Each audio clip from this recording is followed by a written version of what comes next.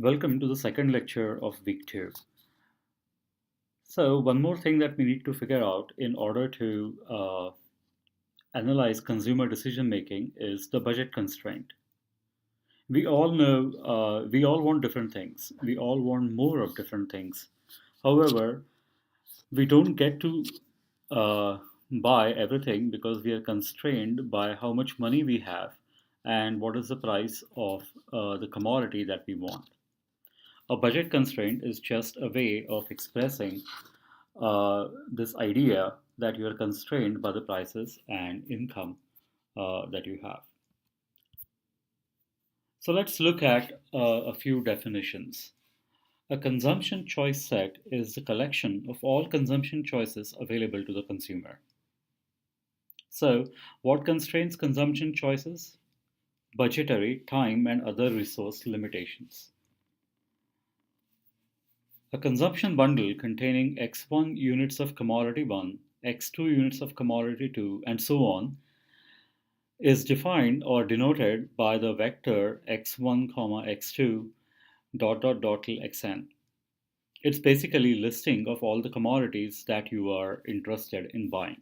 You can think of that as a grocery list. So x1 would be milk, x2 would be bread, x3 would be a pound of beef, and so on. Commodity prices would be denoted as P1, P2, going on to Pn. And these would be the prices of the groceries that you want to buy. So, when would we say that a consumption bundle or a given grocery list is affordable at given prices? A simple way to say this is that the total expenditure that you would make on this grocery list given the prices should not be greater than the income that you have, or should not be greater than the money that you have allocated to spend on this on the groceries. That's exactly what this equation says. P1x1 is going to be the expenditure on commodity x1, P2x2 would be expenditure on commodity x2, and so on. When we add all this, it's the total expenditure on all the grocery list that we have. That should not be greater than our expenditure, that should not be greater than the money that we have allocated to spend on these goods. So the bundles that are only just affordable would be the bundles that form the budget constraint of the consumer. So this bundle or the collection of just affordable bundles has the property that when you add the expenditure of all the commodities that you want to buy, that would completely exhaust your income. And therefore, you can see here P1x1, which is the expenditure on commodity 1, till all the expenditure on the nth commodity that you're going to buy, if I add all these expenditures together, that should be equal to my income. So total expenditure on the left hand side is equal to total income. So your expenditure exhausts all the income.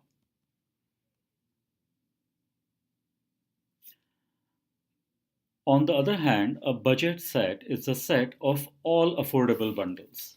So you can think of or differentiating between just affordable bundles and all affordable bundles as following. For just affordable bundles, you exhaust all your income. For affordable bundles, you may not actually exhaust all your income.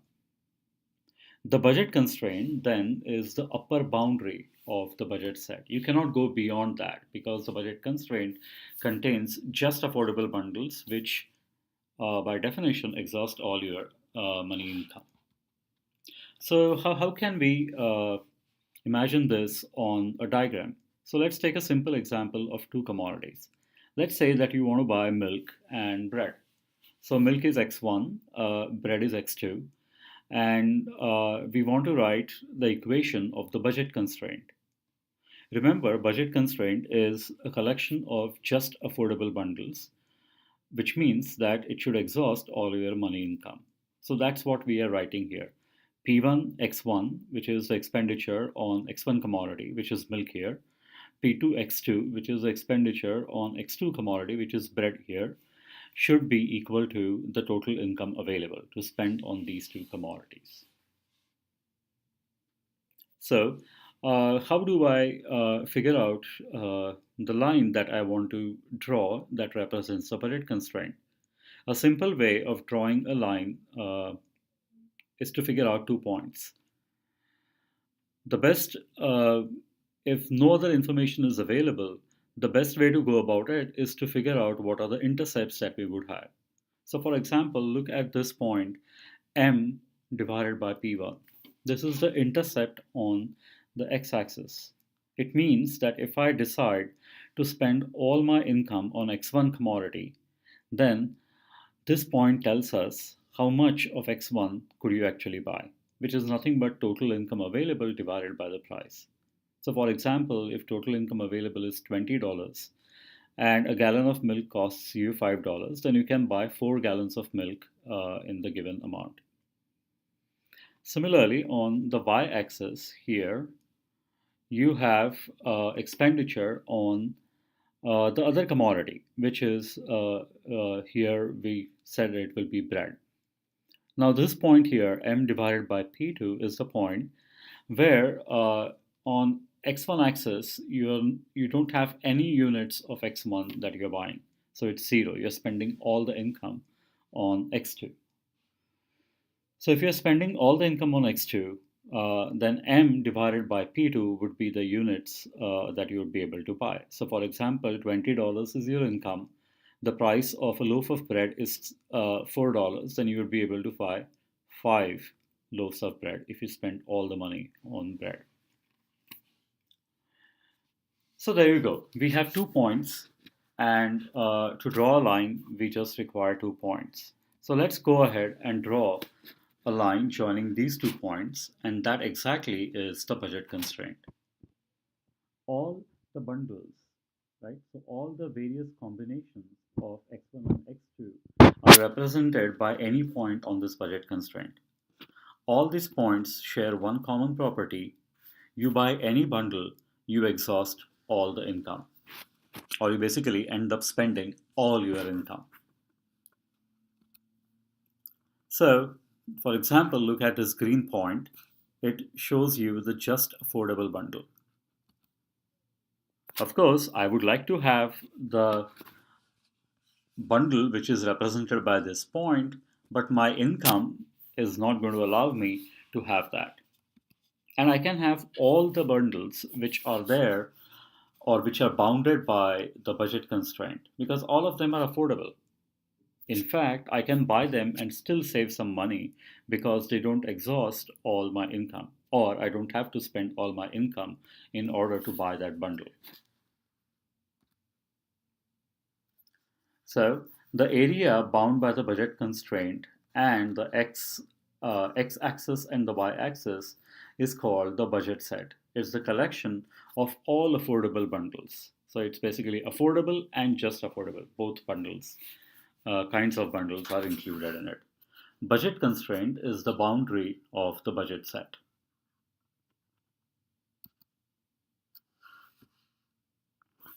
The next thing to figure out is how do we write this equation? Now, usually, the way we have written this equation, it basically tells us that total expenditure here is equal to total income. However, notice the way we have drawn this budget constraint on x1, x2 space. The dependent variable is shown to be x2 and the independent variable is shown to be x1.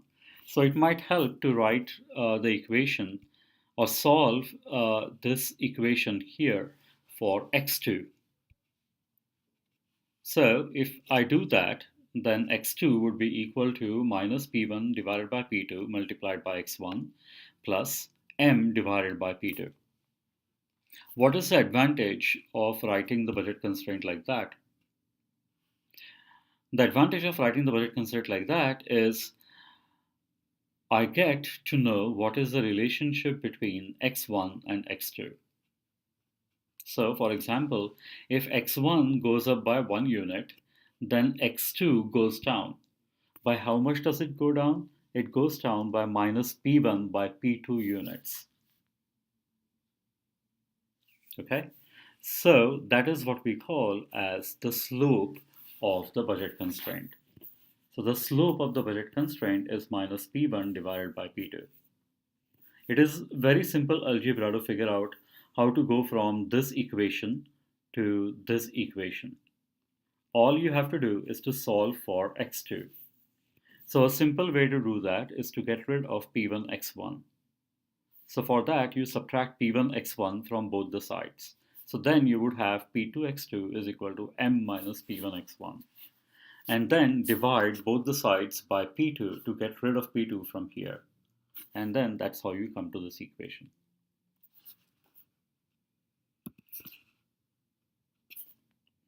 You might be curious, what happens if n is equal to 3? If we have 3 commodities, then how would the budget constraint look like?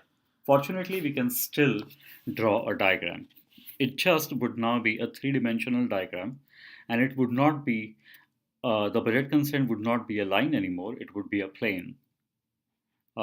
This is just for curiosity. You don't have to really work through to figure out how this is drawn, but remember that it is going to be a plane, and the budget set is going to be a three-dimensional figure.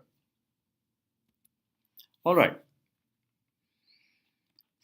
So as I said before, the meaning of the constraint's slope minus P1 by P2 is that increasing x1 by 1 must reduce x2 by P1 by P2.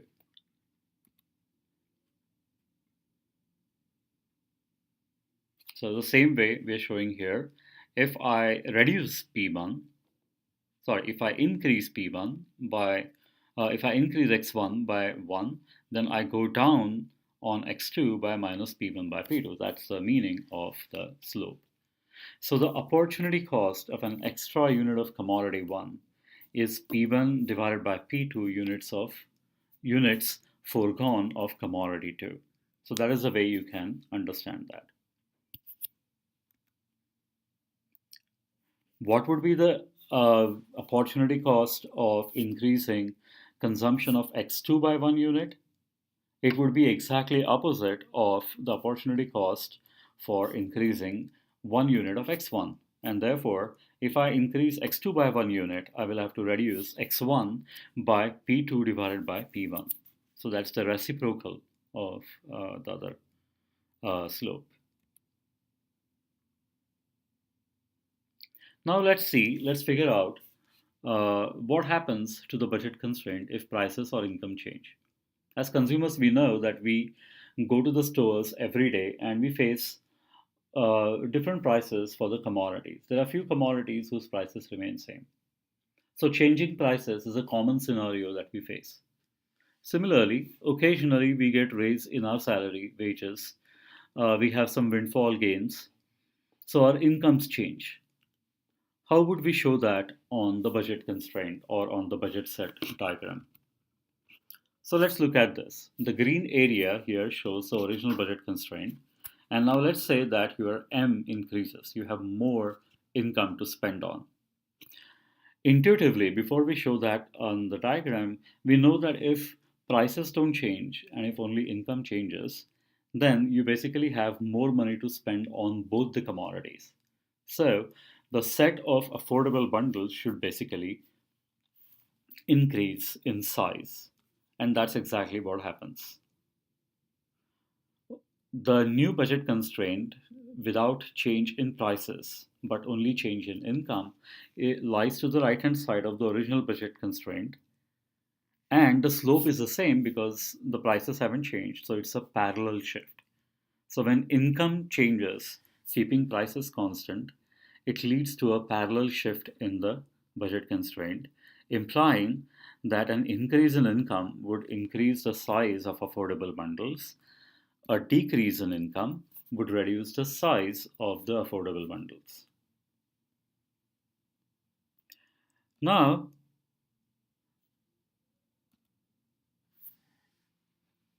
what if the prices change? So let's keep the income constant now and we will change the prices. So, for example, look at, let's say, a decrease in P1. If P1 decreases, what would happen to the slope? Now remember, the slope of the budget constraint is minus P1 by P2. And so if P1 changes, the slope is going to change. But there is a much more easier way of, of thinking of what actually happens. So look at this intercept. Initially, we figured out that if price was P1 and if I spent all my income on X1 commodity, then M by P1 are the units of X1 that I can buy. Now, if the price declines and if I spend all my income on X1, then obviously I'll be able to afford more, which means I move to the right hand side of my original intercept on the X1 axis. However, notice there is no change in P2, so this point does not move. Now, if I join this intercept here, M by P2, with the new intercept here, I get the new budget constraint. And you can see that a change in price leads to a change in the slope of the budget constraint. If P1 declines, the budget constraint becomes flatter. If P1 increases, budget constraint becomes steeper. Or if P2 increases, budget constraint becomes flatter. And if P2 decreases, budget constraint becomes steeper.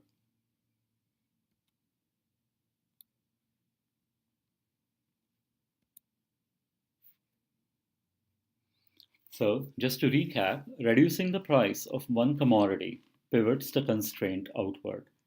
No old choice is lost and new choices are added. So, reducing one price cannot make the consumer worse off. Similarly, increasing one price pivots the constraint inwards, reduces choice, and may, most likely will, make the consumer worse off. All right, so let's stop here before we put the utility or the representation of preferences and budget constraint together in order to figure out the optimal choice. I urge you to take the second quiz, which is based on the material that we covered now, before you watch the third video on how we can characterize the optimal choice. Thank you.